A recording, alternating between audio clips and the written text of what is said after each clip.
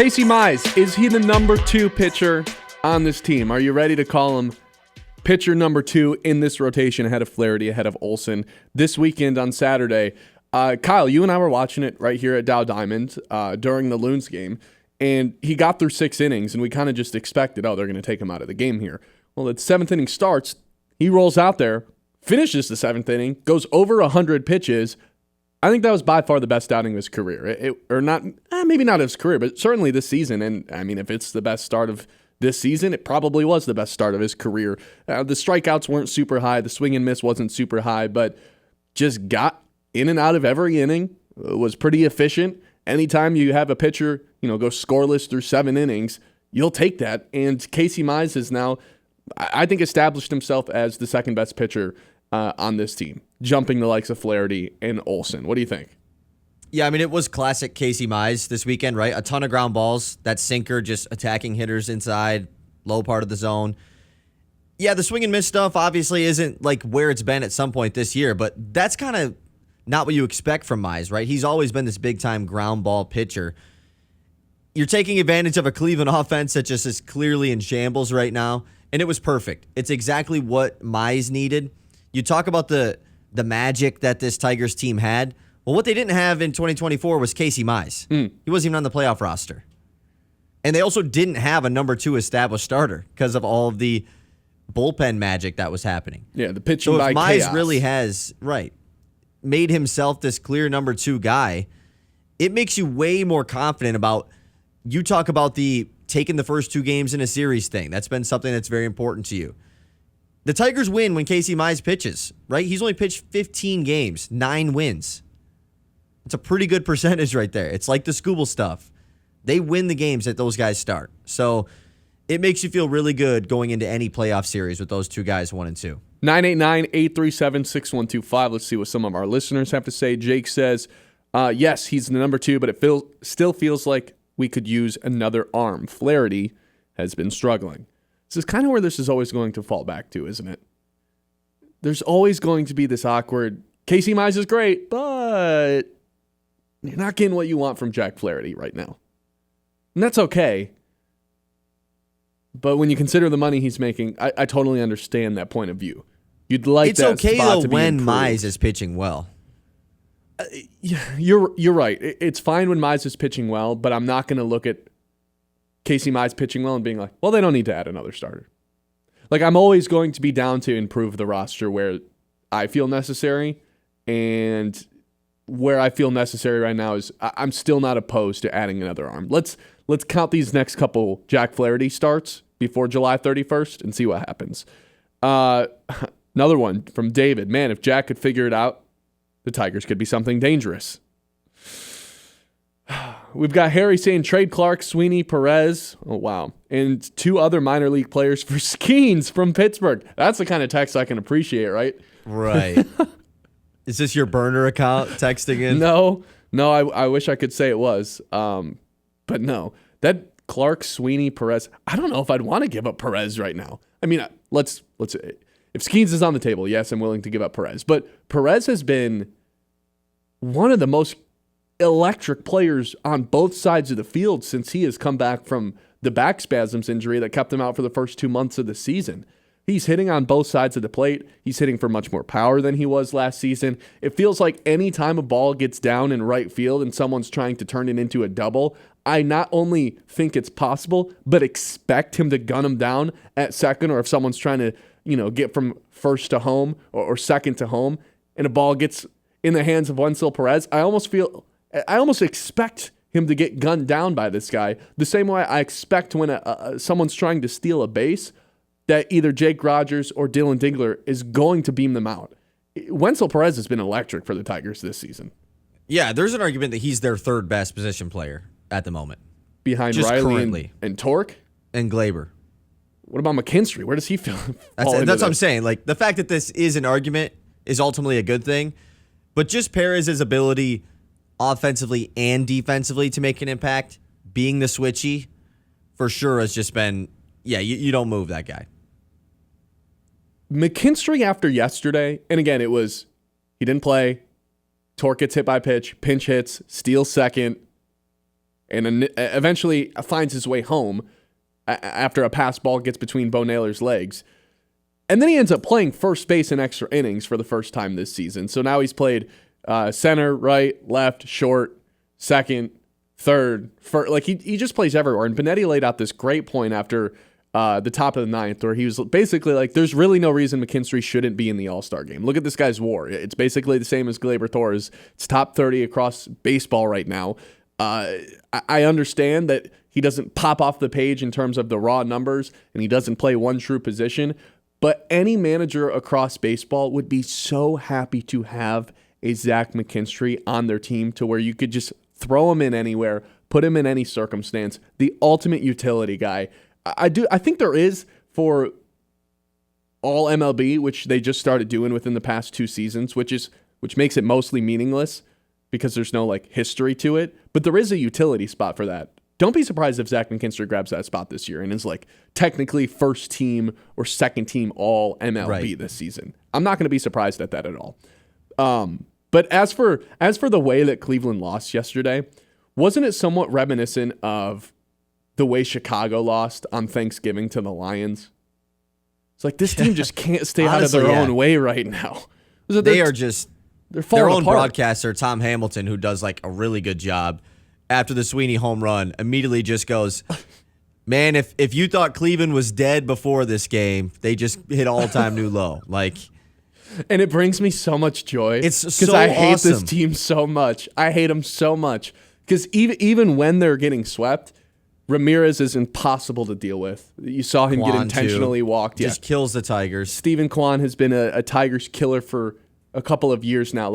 This Guardians team has caused the Tigers so much problems over the past year and a half that I do get a little bit of enjoyment watching this team self-implode. Not only self-implode, but just collapse. Just be terrible at the end of the day. They're not good. They're not good. But it felt like coming into this series, it's like they have the edge over Detroit because they always have. Yeah. They've been the monkey on the back for a while now. To your McKinstry thing, to close it off, he has been the Tigers all-star. They are not nearly where they are without Zach McKinstry. And obviously you can say that about Riley Green and Tarek Skubal. Yeah. But that's obvious. Zach McKinstry's not obvious. Should we give Zach McKinstry the MVP, the chain, the series win chain? Yeah, I mean, they're not where they are in the game. I mean, they lose that game if McKinstry doesn't come in and pinch run. That's the ideal reason that we invented the chain. It's not necessarily who had the best series. It's who stepped up, who did something that was just needed from a team standpoint, who was selfless and had some great at-bats and did some dirty work. Zach McKinstry did yesterday in the top of the ninth inning, and it's the reason the Tigers ended up winning the game. Ended up playing a position he hasn't played at all this season. Just insane stuff from him. One more text. We'll get to the news here in a second. This is from Kevin. I would say Casey Mize is number 3. Go get a number 2 at the deadline and enjoy your first championship since '84. Hey, if they're able to land a legitimate number 2, and just a couple guys I had written down earlier, Mackenzie Gore, I know Sandy Alcantara has had a terrible season, but that's someone I still have some confidence that Chris Fetter could fix.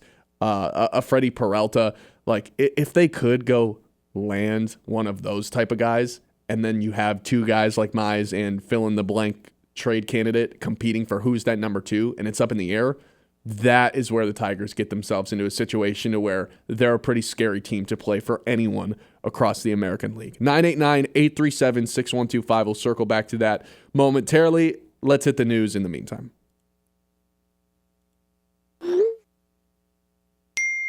The Mets Morning Catch.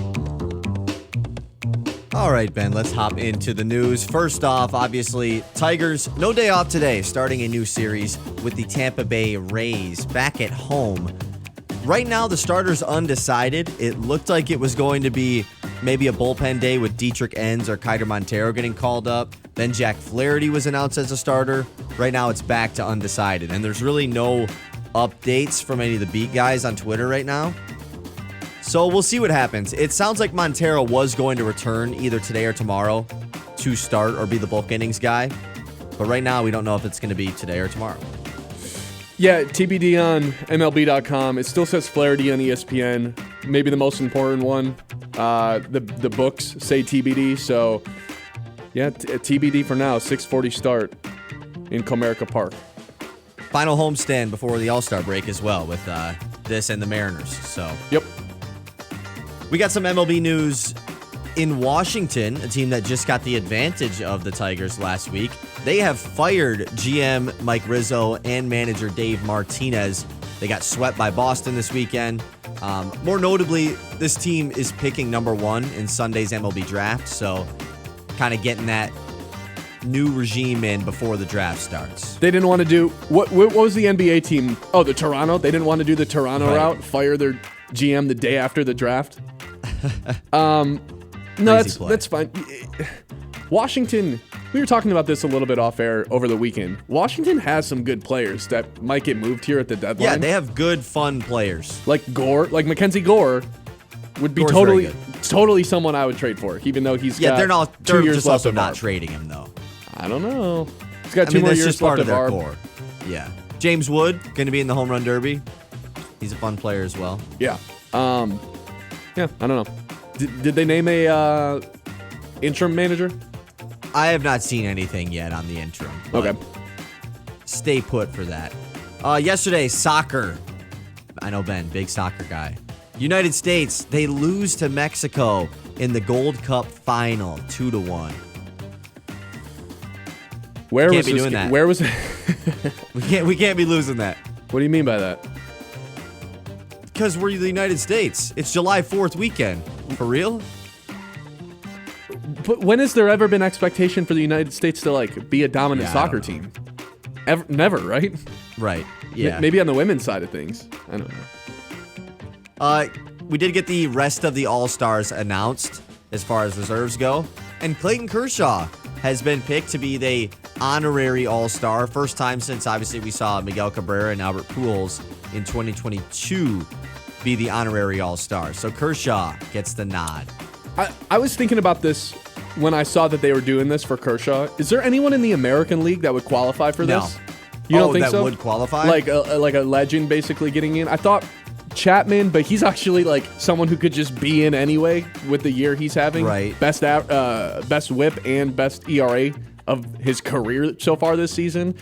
There's always Salvador like a case for Perez. Salvador Perez. Yeah. I But was he's just gonna say not as old as you think he is. Like I always think he's like 40 plus years old, but he's 36-ish, I think. So Right. I And then don't, you have I don't know if guys there like- is. DeGrom is just good enough to be an all-star. Like, if you wanted to give a pity one to Max Scherzer, Yeah, you that's a good could, I one. guess. But he also just has barely played this year. So, I mean, Kershaw also hasn't either, but we'll see. Wimbledon quarterfinals set to begin tomorrow. 4th round of play finishing today. Carlos Alcaraz got a big win yesterday to advance to the quarterfinals in the men's singles. And then wrapping up, we got a little bit of NBA news. Kevin Durant trade ends up being the first 7-team trade in NBA history. Nothing new was, coming out of this, but it was basically just a bunch of trades that happened thrown into one big trade. Yeah, leave it up for Matt Ishbia to come up with the 7-team trade in the trade machine. Right, yes. I feel like his trade machine is the opposite of that. It's like, what's the most AI trade we could make? Like, without making it crazy big. Like, hey, ChatGPT, what's the stupidest thing I could do right now, but it will sell tickets? I'll do that. How do we get LeBron? ChatGPT. Last thing, a smaller trade that happened. Cam Whitmore traded to the Wizards for 2 second-round picks. Pistons fan would most notably know him as a guy that they maybe were going to pick 5th overall a couple years ago in the draft, fell all the way to the 20s, and just hasn't really gotten a role in Houston. Definitely still a lot of potential there, though. Oh yeah, I like Whitmore. I Yeah. like Whitmore. That's it. All right. Appreciate you doing the news for us there, Kyle, as always. So I mentioned this to close out that first segment. The Tigers are now favorites in the American League to win the World Series. How comfortable are you with that statement?